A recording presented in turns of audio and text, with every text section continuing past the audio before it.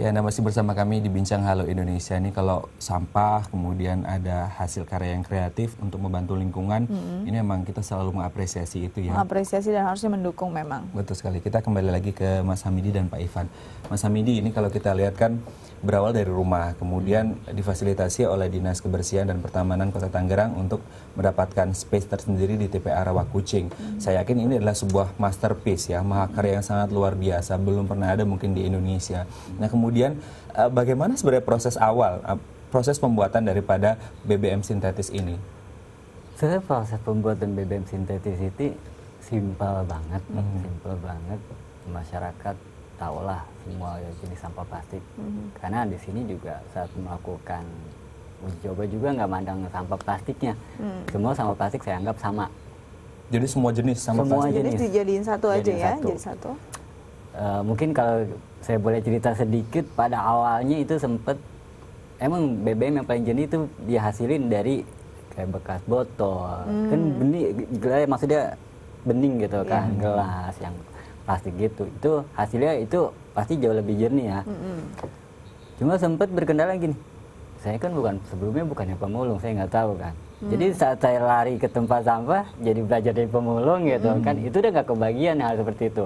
Akhirnya apa yang kira-kira, larilah ke kantong kresek, bekas bungkus makanan, bekas kopi, indomie, sabun, semua jenis plastik. Akhirnya itu yang saya olah.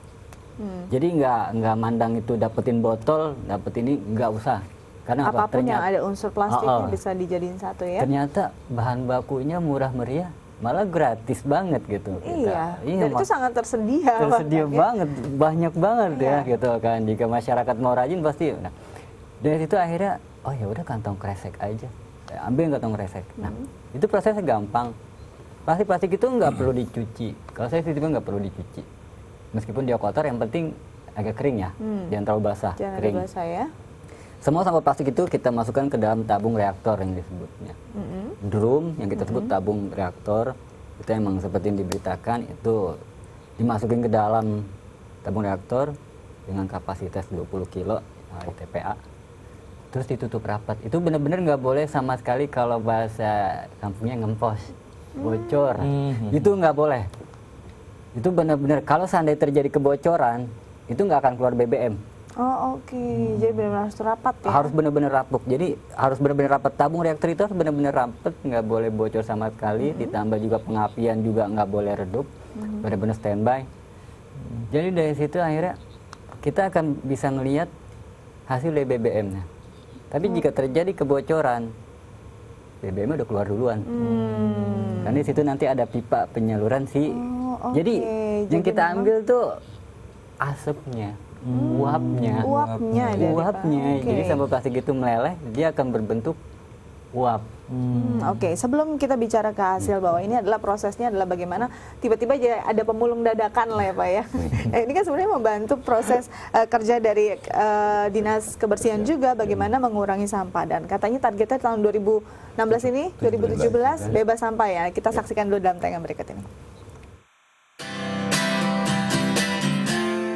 Sebagai salah satu kawasan penyangga ibu kota, Kota Tangerang tak terlepas dari masalah sampah. Berdasarkan data dari Dinas Kebersihan dan Pertamanan Kota Tangerang, warga Tangerang menyumbang 3.000 ton sampah setiap harinya.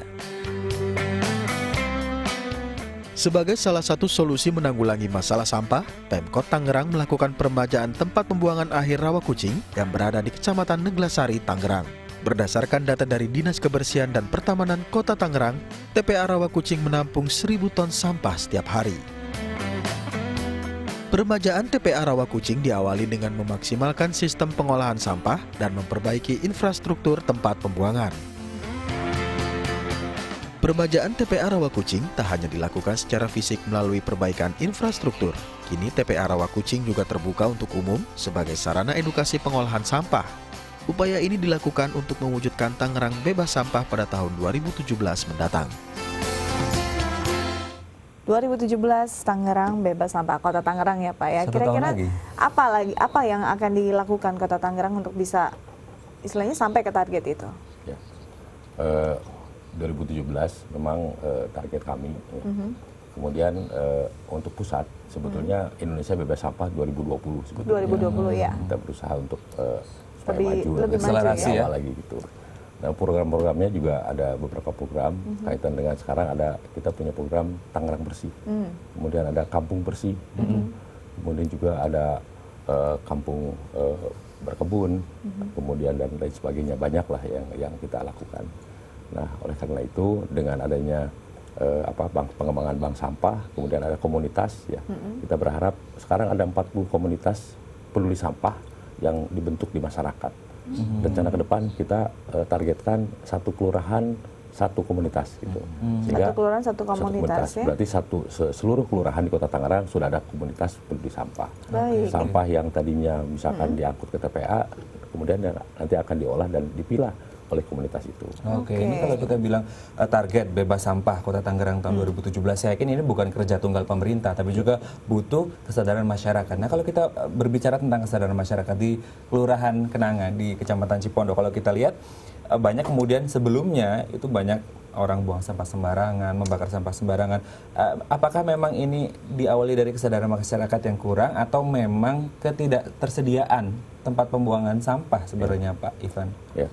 Sebenarnya kan kalau kita lihat masyarakat perkotaan itu cenderung apatis, ya. Kemudian juga ya masa bodoh lah gitu. Nah, oleh karena itu dengan dibentuknya komunitas-komunitas itu kita berharap nanti ke depan mereka lebih peduli. Mereka juga ternyata senang gitu begitu lihat kampungnya jadi bersih gitu. Yang tadinya sampahnya tidak diangkut, nggak peduli, akhirnya mereka jadi peduli.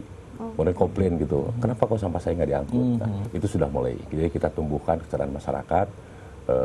Kita rubah paradigmanya gitu, yang tadinya apatis, kemudian juga mereka nggak peduli, kita rubah gitu cara pandang mereka bahwa sampah itu memang sesuatu yang harus kita selesaikan bersama-sama. Ini sebagai upaya bagaimana bisa merangsang lah ya agar tumbuh kepedulian seperti misalnya Pak Hamidi lain ya. Nah, di sini tadi kan ada 3 macam nih, ada yang hitam pekat, ada yang sedikit jernih dan ada yang jernih. Nah, kita akan bahas setelah jeda berikut hasil inovasinya. Tetap bersama kami di Halo Indonesia.